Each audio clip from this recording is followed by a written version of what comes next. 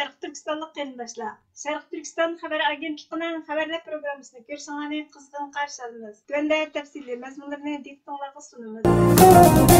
15 dövlət ortaq bayanat e'lon qilib, Xitoyning kishilik huquq dafsanchiligini to'xtatishga chaqirdi.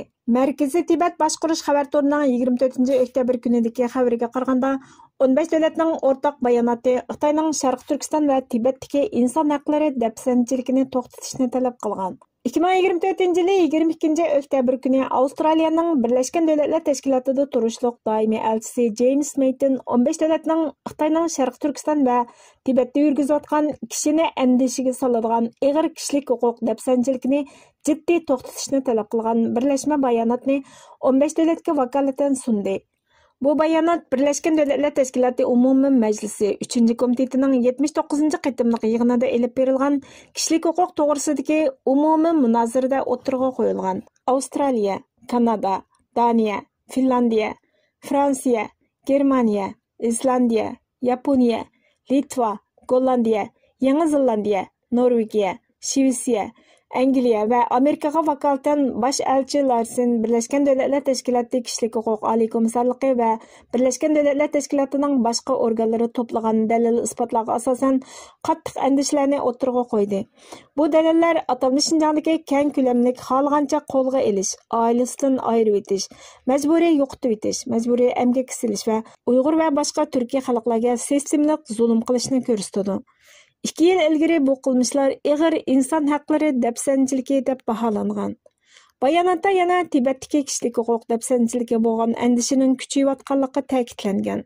Birleşken Devletler Teşkilatı kishilik huquq mexanizmida siyosiy ko'z qarashlarni erkin o'tirg'a qo'yganlik uchun tutqun qilinish, sayohatni cheklash, majburiy emgakka silish, bolalarni oilasidan majburiy ayirib etib, davlatning yotoqliq maktablariga o'rinlashtirish, kultur, ma'rif va diniy haq va erkinlikning dafsanda qilinishi tafsiliy tunishtirilgan. Bosh elchi Larsen xalqaroning qayta ochiq-oshkora chaqiriq qilganligiga qaramay, Xitoyning bu andishlarni rad qilganligini 2024 yılı 7. aydagi universal qarorlik baholash qabul qilish asnosida Birleşken Devletler Teşkilatı İnsan Hakları Oliy Komissarligining bahosini qonunsiz va inovatsiz deb ataganligini aytdi. 15 davlat Xitoyning xalqaro kishilik huquq majburiyatini ado qilishga va Birleşken Devletler Teşkilatı İnsan Hakları Oliy Komissarligi shundaqla Birleşken Devletler Teşkilatıning boshqa mexanizmlarining tavsiyalarini to'liq ijro qilishga chaqirdi. Bular atalmish Şinjan va Tibetda xohlagancha qo'lga ilinganlarning darhol qo'yib berilishi va yo'qolib ketganlarning taqdiriga qarata to'liq oshkorlikni o'z ichiga oladi ekan. Va yana Xitoyning Birleşken Devletler Teşkilatı'ni o'z ichiga olgan har qaysi davlatlarning mustaqil kuzatuvchilarining bu rayonlardagi kishilik huquq vaziyatini baholash uchun xohlagancha kirib tekshirishga yo'l qo'yishga chaqirdi ekan.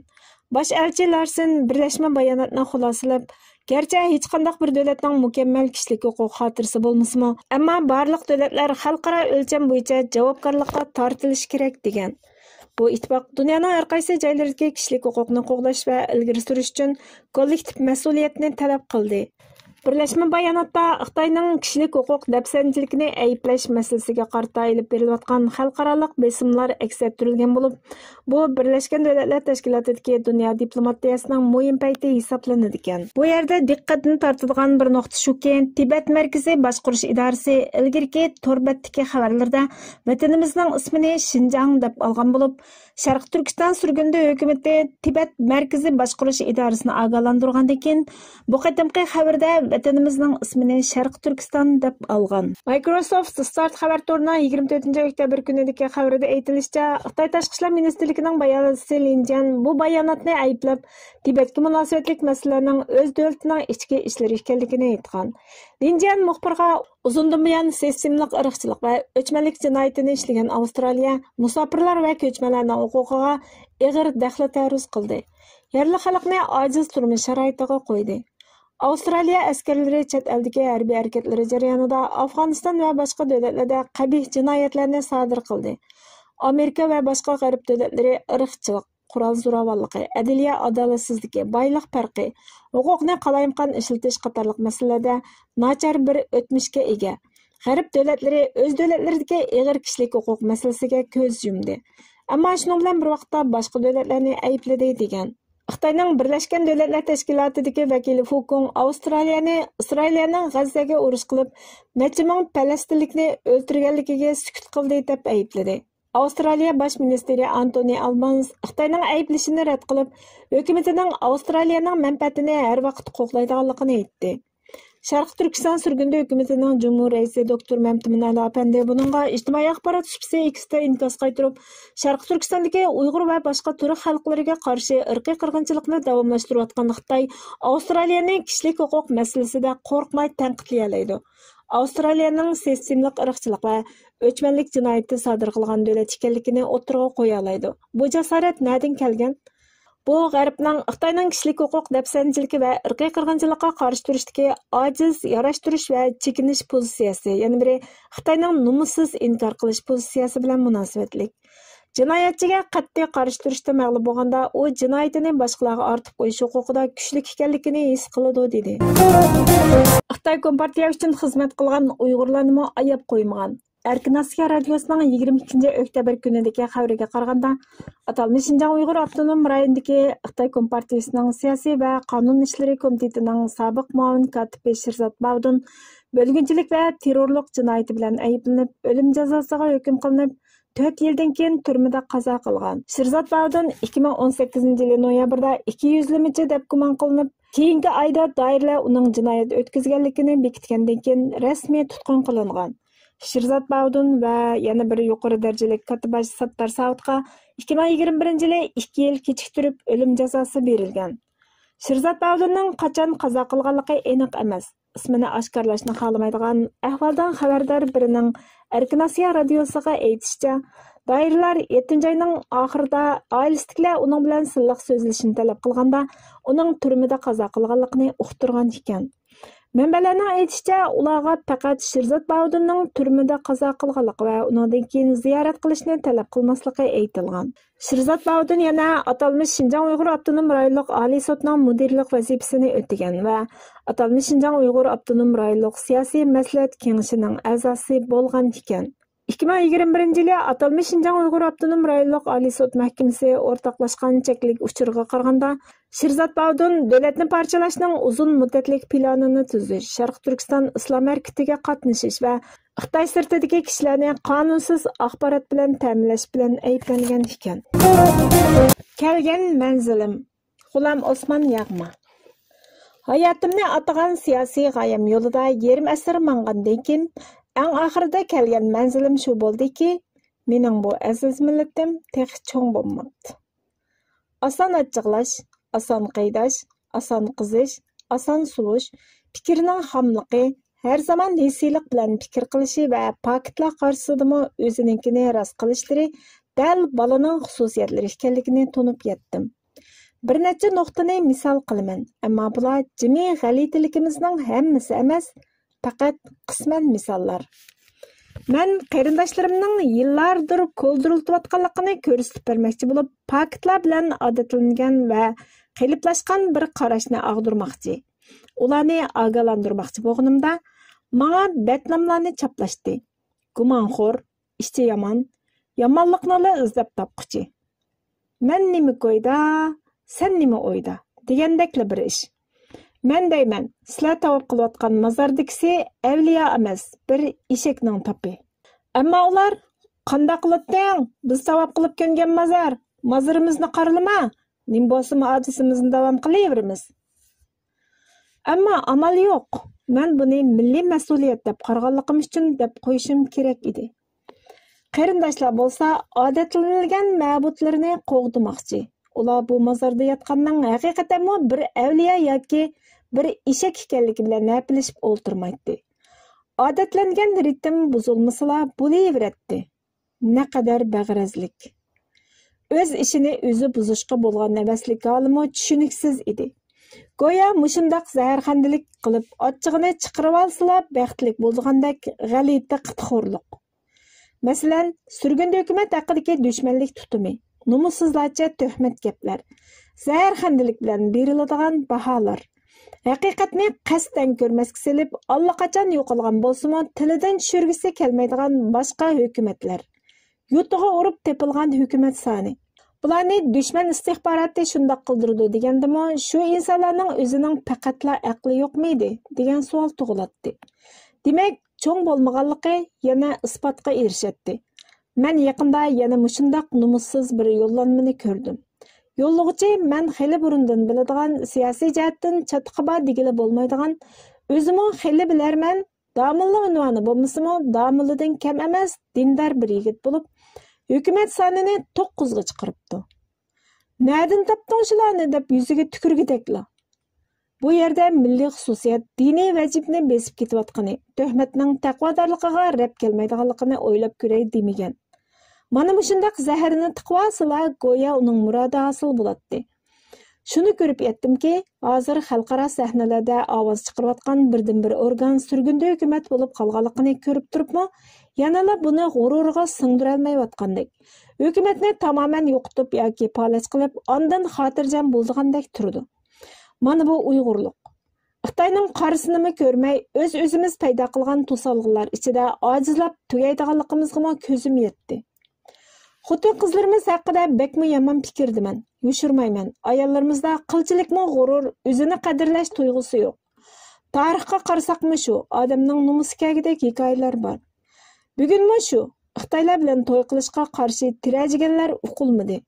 Bundaq desam, balkim erlar tirajidimi qizini almoqchi bo'lgan Xitoyni o'ltirishga uringan ota, aka yoki ina haqida uquldimi deb so'ralishi mumkin. Bumi yana bir nomus qilarlik taraf albatta. Bu xil noz kirashma turidagi qarshilikdan boshqa biror tilga og'idek voqea chiqmadi. Bir necha voqea chiqqan bo'lsa-da, albatta Xitoyda qo'rqinchoq bir millat Uyg'ur qizlarini elishga petin olmas edi. Chet ellarda taqlidiy shaklda o'zini qadrlashni bilgandek qildi, biroq bu ta'tir o'rganib olish tusida bo'ldi. Erlarga bo'lishcha yo'g'onlik qilib olish deginiga ma'qul keltirish, hatto ching'iga chiqqanda erlarni sulutib qo'yib, nochiligini ko'rsatish turdi. Ammo Xitoyga qarshi hech narsa ko'rilmadi. Bizning eng oson el bo'ladigan, eng oson aynib ketadigan ojiz xalqimiz ayollarimizdir. Bu balkim tariximiz bo'yicha an'analarimizga ayollarga bo'lgan qarshimizning xatosidan bizga yongan natija bo'lishi mumkin. Ya'ni ayollarga e'tibor qilinmaganligi, odam qatorida ko'rilmaganligi, erning quli hisobidagi muomala. Jamiyatda hech o'rnining bo'lmasligidan shakllangan g'urursizlik. Er e'tibor birisi bo'lsa, shuningga xotin bo'lib o'tish. O'z tanlashini o'tirg'a qo'yishga odatlanmaganlikdan faqat boriga shukr deb qanoat keltirish. Jamiyatda hech o'rnining bo'lmasligidan shakllangan g'urursizlik. Er e'tibor birisi bo'lsa, shuningga xotin bo'lib o'tish. O'z tanlashini o'tirg'a qo'yishga odatlanmaganlikdan faqat boriga shukr deb qanoat keltirish. Bo'ysunish keltirib chiqargan oqibat bo'lsa kerak. Boshqa millatlarda jaloblardimi o'zini qadrlash tuyg'usi bo'lganligini bayqaymiz. Shularga ma'lum darajada hurmatkor muomala qilmasangiz ko'radiganingiz bor. Shunga ular vatan millatiga bir ish bo'lganda o'z yo'lida bu kurashga qatnashadi, fidokor bo'ladi, qurbon beradi. Ammo bizning xotin qizlarimizdan faqatla taslimchilikni ko'ramiz. Oxirgi chaqlarda chet eldagi siyosiy kurashdimi ayollardagi passivlikning roli tufayli erlarning palach bo'ladiganligini, siyosiy tanlashlarni xotinining ra'yi bo'yicha qayta tahrirlashlarni ko'p uchratdik. Ayollarning vatan ziyorati qilish istagi eng kuchli bo'lib, erlariga besim qilayotganliklari sir emas. Ularning o'ylaydigani ulug'vor g'oyalar, buyuk nishonlar emasligini shuningdan ko'ramiz. Gerçi chet ellarda ko'zi ichilib, ko'p ishlarni tushunib ketganda qilsimi, yana shu onam aytgan boyiq turdagi ayollikning iznalarini bayqaymiz. U vatanga qaytib, o'zining burunqi savoqlash va do'sti raqiblari oldida bir ko'rinish berib olishga hammani tegishadigan ziydipas xiyolda bo'layotganlarmi sir emas. Uning tushunganda qilgan holdimi yanala vatan millat mustaqillik erkinlik degandeklar bilan munosabati yo'qligini, uning tushungan va g'arb madaniyatida ilgirlashlari yanala Uyg'ur ayollaricha taraqqiyotlar ekanligini, milliy g'urur vatan tuyg'usi bilan aloqasizligini sezamiz. Ya'ni yanala an'anaviy ayollarimizdan farqi bo'lmagan yangi tur. Chet eldagi ayollar ichida ozg'ina mustasnolar xorij Xitoyparastlikning umumiyligi kishini hayron qoldirdi. Erkin dunyoda turibmi Xitoylar bilan to'y qilganlarni uqdiq. Dasturxonchilikda hammani qurbon qilish xarakteri aslida ayollardan manbalanganligimi bilinib turdi. Dasqan bolsalı buludu. Dasqançılıqның keng bo'lishi dasqandaşlarning soniga o'ng tanasib bo'lg'achqa kimlik surishtirmasdan aralashishni keltirib chiqardi. Shuning bilan Xitoyparastlar, avtonomiyachilar vatanga berib kelalaydiganlar bilanmi poqa bulmaqa aralash degan pardada aralashish, erlarni uningga majburlab g'urursizlashtirish, ati-matini qo'ymaslik umumiydir. Shunisi hayron qolarliqki, bu ayol jinsi boshqa birining yundisiga shuncha amroq bo'lamdi. Xalqning dasqindagi shuncha tatliq bo'lamdi. G'arb dunyosidagi hech kim muhtoj emas bo'lsa-mu, o'zining uyida bo'lmagan bir nima bo'lmagandikin, xalqning dasturxonlariga buncha yirisman bo'lmasa o'lamdi. Tushunib bo'lmaydi. Asli yaratilish xususiyatidan aytgandimi, ayollar cho'k-cho'k bo'ladi deyiladi. Uni buni o'xshamagan turlarni tetib beqishga bo'lgan yirismanlikka tug'ma bo'ladi deyiladi. Lekin shuningga tizgin sololmaydi. Hech bo'lmasa siyosiy mavzu bois bo'lganda. Ayollar mavzusidagi ayblashlarning orqasida albatta erlarning mozbaynakligi texmo muhim bir omil bo'lishi cho'qim. Eslaydigan bo'lsak, kona zamonlarda Xitoy amaldorlarining yurtimizda faqatla jinsiy bo'shinish maqsadlik Uyg'ur ayollarini xotin qilishi qandoq mumkin bo'ldi? Dinimiz buningga yo'l qo'ymaydigan tursa, nada qolgan edi bu e'tiqod? Milliy kulturimiz Xitoylarni odam hisoblamaydigan darajada o'chmanlikka to'lgan tursa, nada qolgandi u g'urur? Shu amaldor Xitoy bugungidek to'y qilmaydi. Bir hayot yo'ldoshi, oila o'rtog'i sifatida to'y qilmaydi. Buni shuningdan ochiq ko'ralamizki, amaldorlar almashqanda yoki yurtiga qaytishga to'g'ri kelganda, heliqi Uyg'ur ayolni o'rniga kelgan yangi Xitoy amaldorga setib etib ketadi. Agar birga yashagan zamonlarda balasi bo'lib qolgan bo'lsa, bu bala qiz bo'lsa, uni setib etib ketadi. O'g'il bo'lgan bo'lsa, elib ketadi. Qaniki bu izzat tuyg'usi, qaniki bu g'urur. Shu ayolning qarindoshlari yo'qmi edi? Hech bo'lmaganda dadasi yo'qmi edi? Qandaqsiga bu Xitoy uchun jinsiy ehtiyojini qamdaydigan mashina rolini olishga rozi bo'ldi. Erlar o'lganmi edi? Bizda Xitoylarda kambag'alchilikda qizini chiqib sotadigan odat yo'qdi bo'lmasa. Albatta, bular oxirgi hisobda erlarning jinoyati bo'lib chiqadi. Ayollarni faqat xotin bo'lishdan boshqa roli yo'qligiga ishontirgan va shuningga ko'niktirgan erlar edi. Shunga bir Xitoyg'ama o'xshashlar rolini o'tagan edi. Setayotgandan keyingisigama o'xshashlar o'z rolini o'tagan edi. Malmiman, nimxo'rlik bu deyish aqlning burchikidanmi kechmagan. Chunki bu asrlardan beri faqat xotin bo'lishga ko'ndirilgan edi. Millatimizda ko'rilayotgan balaliq, eg'iz vatanparvarligi, qurbon berish ro'yining bo'lmasligi qatorliq barliq illatga to'lgan bugunimiz ana shundoq onalardan tug'ilib, ana shundoq onalar tarafidan beqilayotganligimizda ekanligini aytishimiz mumkin. Ayollar buzilsa, butun millat buziladi degan hikmat shuningdan bo'lsa kerak. Torlarda, toplarda ko'tarilgan hayajon, vatanparvarlik cho'qonlari tamoman hissiy ifodalar bo'lib, haqiqatanmi biror amaliy harakat uchun chaqirilsa, odam topqili bo'lmaydiganligi amaliyatimdan o'tdi. Bir qatimmi emas, hech qanday bir ishimizda qoida, tartib, sistem, qattiq prinsip yo'q. Kichikkina ish qamlashtirganlar o'zini xanchaqlab qelish, buning bilan o'z oldiga qaror chiqarishga boshlash umumiy bir illat. Mana bu hissiy fikr qilish odatidan kelib chiqqan natijadir. Chunki vatanni mustaqil qilish, Xitoydek zo'r bir balo qizoning qo'lidan qutuldirish ishini oddiy chaqlab qilish, go'yo ashu aqli bilan, ashu saviya bilan qilg'ili bo'ladigandek chaqlab qilish nimadan bo'ladi? Albatta hissiylikdan, balalikdan. Ziyoda ko'zimiz kichikligini bayqadim. Anchaki ishlardan ko'ktoshqa minishmi umumiy. Har bir Uyg'urning birdan vangshujiligimi ajoyib. Qo'lidan hech ish kelmaydigan turibmi, at tortolmag'idek holi bor. Mana shu holi ularni darhol dushmanga aylantirib qo'ya oladi. Ya'ni, misol uchun bir yosh bor, ma'lum bir tashakkulga qaytildi desak, uning qaytilishi shu tashakkulga hech qanday qozonch baxsh etmaydi. Chunki u biror kasbning ahli emas. Qo'lidan ma'lum bir xil ish chiqadigan turdan emas. Faqat grafida bir katakchi to'ldiradigan ismdan iborat. Bir kunlari u o'ziga katta kishilarga qilinadigan muomala qilinmaganlik uchun qaydab qoladi-da, tashakkuldan chiqib ketganligini tantana bilan jakolaydi. Garchi uning chiqib ketishi hech nimaga ziyon qilmaydigan bo'lsa-mu, go'yo o'zini bu topda bek muhim o'rindagi odamdek chiqib ketish bilan ularni jazolagandek bir xilova astirayotgani ko'riladi. Endi u shu achchig'ida qarshi qutubga o'tadi, dushmanga aylanadi. Mushundaq bir xalqimiz. Xitoylar qilayotgan sho'nislik ichida qaysi tur xo'rliq yo'q. Bularning hammasiga chidaydigan bo'lsa-mu, o'z tarafidan o'zi kutgan hurmatga erisha olmasa, g'ururi ko'tarilmaydi. İnqilobiy prinsipi bo'lmaydi. Kishilik munosabatlar vatanparvarlik inqilobiy prinsipni asos qilgan holda shakllanmaydi. Dal aksicha, siyosiy yo'l tanlashlar kishilik munosabatlarni asos qilgan holda bo'ladi. Shunga prinsipchan bo'la oladiganlar yetim qoladi. Hatto shuni deyishimiz kerakki, bundaq prinsipchanlik umumiy ijtimoiy to'pimizning prinsipsizligi tufaylidan besimga uchrayverish natijasida barbara rangsizlashish, qirlari puchulishish, shakli o'zgarib ketish, oxirida umumiy klimatga uyg'unlashib, yo'qolish qismatiga mahkumdir. Bir qaraysizki, og'zida sha soladi, shunda g'ururliq inqilobchi bo'lib ko'rinadi. Siz bilan bir yo'lda. Sizda biror ish uningga yoqmaydigan, qildan qiriq bir ish o'sala, sizdan nafratlanish bilan qolmay, siz bilan bir yo'lda bo'lib qolmaslik uchun siyosiy tanlashlarini o'zgartirdi. Hatto ashunchalik bir ish uchun hammadan voz kechib, bo'ldi qilib, singan ninini yeydigan tinch puhrog'ima aylanishi mumkin. Mana bu bechora millatning cho'ng bo'lmaganligining belgisi. Men o'ylayman, agar Hamzani o'ltirgan vahshiy Uyg'ur bo'lgan bo'lsa, Rasulullohning oldiga kirganda Rasululloh uning Hamzani o'ltirgan kishi ekanligini o'qib, ikkinchi ko'zimga ko'rinma deganida cho'qim ochig'ida qaytadan mushrik bo'lib Rasulullohga qarshi turgan bo'ladi. Bizdagi qaydash psixikasi mana shundoq. Eng qo'rqinchlisi tavakkulchilik ro'yi tamoman o'lgan. Biror ishga tavakkul qilish talvilki faqatla yo'q. Tavakkulchilik ro'yi degan nima?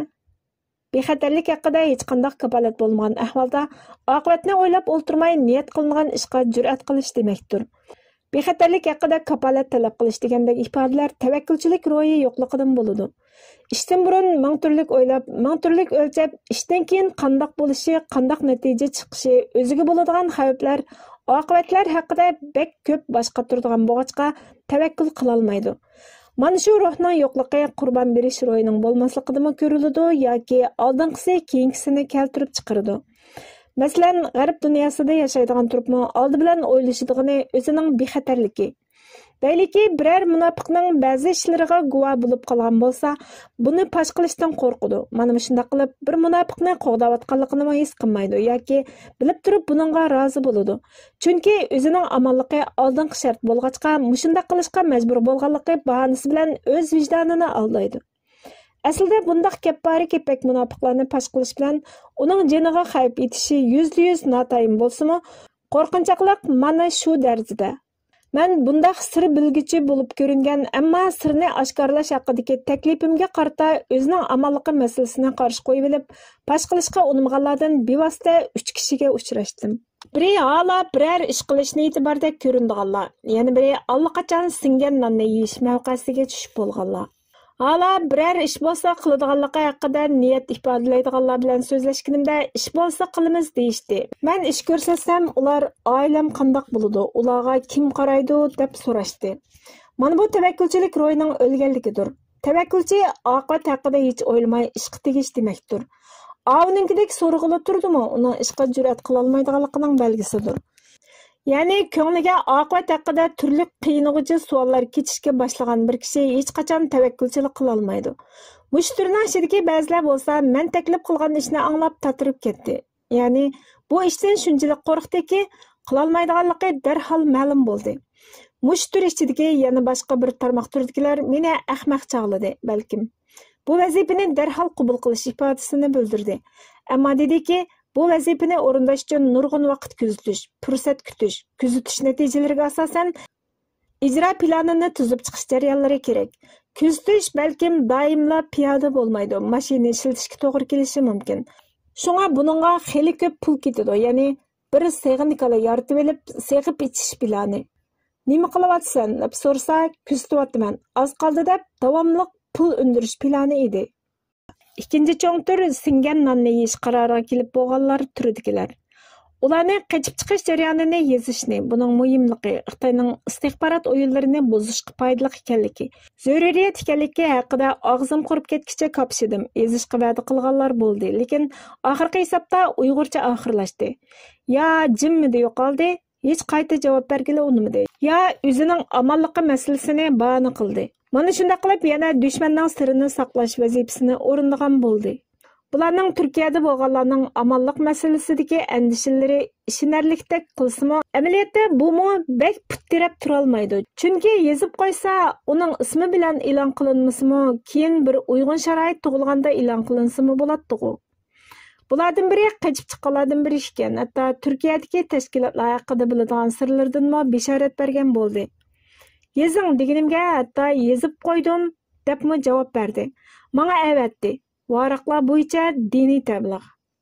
Qani eli qisirlar deganimga dediki, o yerlarni bolalarim yirtib o'ynab tashlab yutibdi. Bu tozimi bir qiziqish bo'pti. Esimda qilishcha Makkada shundoq bir kelishim qilishgan va buni Kabening temiga asqan bir ish bo'ladigan. Keyin qarsa to'xtamning beshidagi bismillah degan qurdan boshqa jimi mazmunni qurtib o'qig'ili bo'lmas qilayotgan bir ish. Mana shuning hozirgi zamon nusxasi yuz bergan. Balalari boshdagi tabliğ qismini yirtmay, bel keraklik yerini yirtib etgan. Ammo bu kishi menga o'zini o'qimagan, to'liqsizni chalib bitirgan deb tunishtirgan edi. Shuning uchunmi tabliğ qilish uningga tushmaydi. Shuncha ko'p damullalarimiz bo'lgandikin deb o'ylagan edim. 5-yil Urumchi qatliami haqidagi sonsiz chaqiriqlarimga javob berganlar bek oz bo'ldi. Javob berganlar ko'pincha ishkilamchi guvohchilar bo'lib, eng muhim nuqtada turgan muhim guvohchilar bularni yezishdan tamoman o'zini qochirdi. Bularning hammasi bu millatning ozodlik orzusining dushmanga bo'lgan nafratining saxtaligini dalillaydi. Hala hissiylik ichida yashayotganligi, hech narsa haqida aqliylik bilan o'ylamaydiganligi, o'zining jini haqidagidan boshqa aqliylik bilan fikr qilmaydiganligini ko'rib yetdim. G'urur yo'q, milliy g'urur aslo yo'q. Kişilik g'ururmi yo'q? G'urur uchun jinini doğ'itgan biror misolni ko'rmaymiz. Hamma xo'rliqni ichiga yutish, hammaga chidash, yashash uchun dafsanda bo'lish umumlashgan g'urur deyilgan bir narsaning nimaligini tushunganlarmi bek oz bo'lib, g'urur ular uchunmi o'zaro boshqa bir uyg'ur bilan orasidagi yo'g'onlikdan iborat. Hissiylik bilan fikr qilishning umumiyligi haqida tafsiliyroq to'xtalishga tegishli muhim taraf. Chunki hissiylik bilan fikr qilish shunchalik umumiyki, buni sezadigan odamlar yo'q desimi bo'ladi. Xili aqlli hisoblanadiganlar, bilarman hisoblanadiganlarmi o'zi deyotgan gapning qanchalik reallikqa aloqasi borligini bilmaydiganligi kishini hayron qoldiradi. Masalan, nurg'un odamlar menga shunday savollarni qo'yib, o'zicha meni xalta ko'chaga qavab, Alloh taolani chiqarib etmoqchidek qistaydi. Quruq gap bilan vatan ozod bo'lamdi. Bo'lmaydi. Unda bo'lsa nemishqa unumli ishlarni qilmaymiz. Qilayli, sizdan nemishqa qilsak bo'ladi? Qurolli qo'shin tashkillash kerak, istixborot qurish kerak. Buningga qo'shilman, shunday qilish kerak. Ammo buni qanday qilamiz? Mana bu shunday deysizlar emasmi? Fikr beringlar deydikansizlar, fikr bersa, anda deysizlar emasmi? Men qilmaslik kerak demadim. Qanday qilamiz? Shuning yo'li qanday? Ya'ni, birinchi qadamda nima qilamiz? Ikkinchi qadamda-chi. Bularga deydigani yo'q. U o'zicha hech kim bayqamagan bir muhim kashfiyotni o'tirg'a qo'ygandek, o'tirg'a qo'yayotgan cho'ng gaplar. Hammamiz biladigan gaplar. Lekin shuni qanday ishga oshiramiz? Qadam bosqichlari qanday bo'ladi? Buningga javob bera oladiganlar yo'q. Chunki hech kim aqliylik bilan masala o'ylamaydi. Men qurolli qo'shin yoki qurolli inqilob haqida eng oz 2 videoda so'zladim. Aqllarni g'idiqlashga, mantiqliq o'ylashga yetaklab beqishga urindim. Ammo hech kimning fikri g'idiqlanmadi. Balkim tushunmagan bo'lishi mumkin. Chunki shu videolardan keyinmi davomli holda atom davrida yog'och velosiped kashf qilish turidagi ulug'vor taklif qurolli qo'shin qurish yoki qurolli inqilob lablari to'xtamay qolmay, texi bevosita menga nishonli holda do'qqoslatib savol qo'yg'uvchilarning oyog'i uzilmadi. Shuningdan qaraganda bular u videolarni ko'rmadi yoki aql bilan tushunib boqay, tasavvurda sinaq qilib boqay demadi. Savollash orqali fikr tavlashni tavsiya qildim nechiqitim. Qurolli qo'shin tasavvurini doimo yangidan topgandek o'tirg'a qo'yayotgan bu kashfiyot pirlari shu tashabbusni so'roqlab boqmadi. Qanday quramiz? Iqtisod qayerdan keladi? Bu qo'shin qaysi davlatda qaror topadi? Shu davlat buningga yo'l qo'yamdi? Ular o'z-o'zidan so'rasalar javobi chiqadigan bo'lishiga qaramay, hala kashfiyotchilik. Go'yo hech kim aqlga keltirmagan bir ishni aqlga keltirgandeklar o'tirg'a qo'yilish davom qilmoqda. Cho'ng bo'lmaganlik. Bundan boshqa yana bir forma. Birlashish kerak. Ittifoqlashmasak bo'lmaydi. Qachongacha ittifoqlashmaymiz? deb so'raydi do'qqoslatib. Bo'ladi, birlashish kerak, ittifoqlashish kerak. U kerak, bu kerak, kerak. Ammo qandoq? Bununğa cavab bera oladiganlar, ya'ni darhol yo'lga qo'yishga bo'ladigan chora usul ko'rsata oladiganlar bormi? Yo'q. Chunki aql bilan o'ylab fikr qilish bo'lmagan ekan, shu andala yo'lga qo'yg'ili bo'ladigan biror usulni topa oladigan odammi yo'q. Bir chog'da hukumatdagi ichki ziddiyat shundoq keskinlashdiki, ikki guruhdan biri yo'qolishi, biri qilishi kerak bo'ldi. 2019-yilning boshlarida Amerikada yig'in ochib, bu masalani bartaraf qiladigan bo'ldik. Qanday hal qilish to'g'risida chora tadbir so'radim. Bo'lmasa men oxirgi hal qilish chorasini o'ttirg'a qo'yman dedim. Undaq qilish kerak, bundaq qilish kerak deyildi. Bularning hech biri chora emas, tadbir emas, plan emas edi. Bularning hammasi shundoq bo'lsa degan orzu edi. Buni anqirayotgan odam yo'q edi. Bir kimda bilarmanlarimizdan biri tulumdan to'qmoq chiqqandekla mening bir planim bor deb qoldi. Xo'sh, planini deb baq deyishdik. 100 ittifoqlashish orqali hal qilishga bo'ladi, dedi. U. Buning nari yangilik, nari darhol yo'lga qo'ysa unumga erishgili bo'ladigan chora. Buni mushunda bilarmanlarmi real o'ylamaydiganligi meni hayron qoldirgan edi. Hatto cho'chitgan edi desam bo'ladi. Bu plan emas, orzu, dedim men bu janobning aqlini g'idiqlab o'yg'itishga tirishib. Lekin u o'zining nihoyatda muhim bir chorani o'ttirg'a qo'yganligini, ammo bizning xususan mening qabul qilg'ili unmaydiganligimizda ching turdi. 100 ittifoqlashishga kim qarshi? Hech kim. Lekin amaliyotda buni amalga oshirg'ili bo'lmaydi. Reallik bilan aloqasi yo'q, quruq gap. Oxirda mening darhol unum bergan oxirgi choramni o'ttirg'a qo'yishimga to'g'ri keldi. Ikkimizdan birini tanlanglar, yo men turay, Ismoilni chiqarib o'taylik. Yo Ismoilni tanlanglar, men chiqib ketay. Chunki ikkimiz vakillik qilayotgan ikki guruh qandoq ittifoqlasha oladi? Kim buni ishga oshira oladi? Xam xayollarga o'rin yo'q. Oxiri Ismoil chiqarildi. Masala hal bo'ldi. Demak, hissiy fikr qilish odatimiz tufaylidan plan bilan orzuni ayrila olmaydi ekanmiz. Bunisimi cho'ng bo'lmaganligimizning bir belgisi. Tariximizda bir oppoq xo'ja bor edi. Ichki ziddiyatga g'olib kelish uchun tashqaridan dushmanni boshlab kelganligi bilan dangliq. Bugun potensial oppoq xo'jalar bekmi ko'p. Shug'insi ularga oppoq xo'janigidek fursat kelmayotganligi uchunlar yangi oppoq xo'jalar bo'lib ko'rinmayotadi, xolos. Oppoq xo'janing qilganining o'xshash turini qiladigan Uyg'urning haddi hisobi yo'q. Ya'ni shaxsiy o'chmanligi, o'g'imi qisosini elish rismanligiga berilib, umumiy milliy manfaatga qanchalik ziyon bo'lishi bilan hisoblashmaydiganlar turmushimizda uchrabla turadi. Bu maychi jihatdan oppoq xo'janing qilgani bilan o'xshash bo'lib, o'xshamaydigan yeri faqat hajmi, ya'ni kichikiltirilgan nusxadagi oppoq xo'jalik. Torlardagi cho'ng gaplar, tashkilotlar va tashakkullarning qilib yurgan da'volari menga barbara kichik bolalar o'y tutib o'ynaydigandek tuyulishga boshladi. Reallikning o'zidan chiqib o'ylaydigan bo'lsak, haqiqatanmi qilinayotgan hech qanday ish yo'q. Kelgusi uchun selinayotgan ulmi yo'q. Butunlay quruq gaplar, o'y tutib o'ynash turidagi faoliyatlardan iborat. Bu cho'ng bo'lmagan millatni tarbiyalashning imkoni yo'q. Chunki hammasi bilarman. Ba'zi bilarmanlar dunyoda, xususan Yevropada bosh ko'targan millatchilik to'lqinining inqilob harakatlari yangi davlatlarning tug'ilishi uchun harakatlantirgich bo'lganligini kitoblardan o'qiblar, taqlidan Uyg'urlarning ikki jumhuriyat davridagi inqilob harakatlarini xuddi shu qalbda izohlash urinishida bo'lishdi. Men bundaq izohlashga qat'iy qo'shilmayman. Ikki qatimliq jumhuriyat davridagi inqilob harakatlarida diniy e'tiqod harakatlantirgich bo'ldi. Yaxshiki dushmanlarimiz bilan diniy farqimizning bo'lg'ini. Agar faqatla milliy farqli bo'lgan bo'lsa, bunda harakatlarning bo'lishimi notayin edi. Ikki qatimliq jumhuriyat davrini qo'yib turing. Da kunimizdami aholimizning 50% millatchilik, vatanparvarlik hukmlaridan tamoman bexabar bo'lib, qolgan 30% aholimizda bu tuyg'ular bor bilan yo'qning orasida. 20% kishida bu tuyg'u 80-yillardan keyin paydo bo'ldi va shakllanishga boshladi.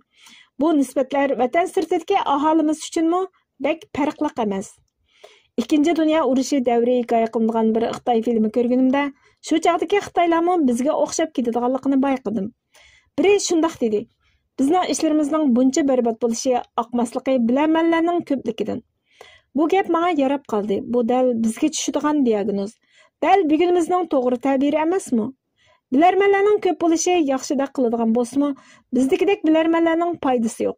Haqiqiy kasb ahli yo'q, ammo har toshning tegidan chiqib keladigan bilarmanlik. Buningda agish kuchi yo'q.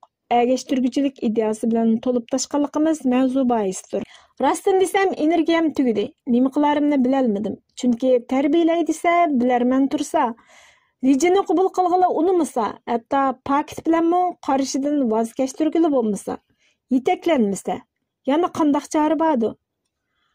Bu topinidan qirib qolgan bu vaqqa haqiqatanmi gap o'tmaydi. Reja uqtirolmaysiz. 3-sinf darsligimizda oqqu biliq qisquchbaqa deydigan bir tamsil bo'ladigan. Kichikkina harvini biri ko'kka tortsa, biri ko'lga, yana biri dengizga tortib, o'rnidan midiriltanmaydigan. Xuddi shundoq bir vaziyat ekanligimizni alam ichida ko'rib turibdiman.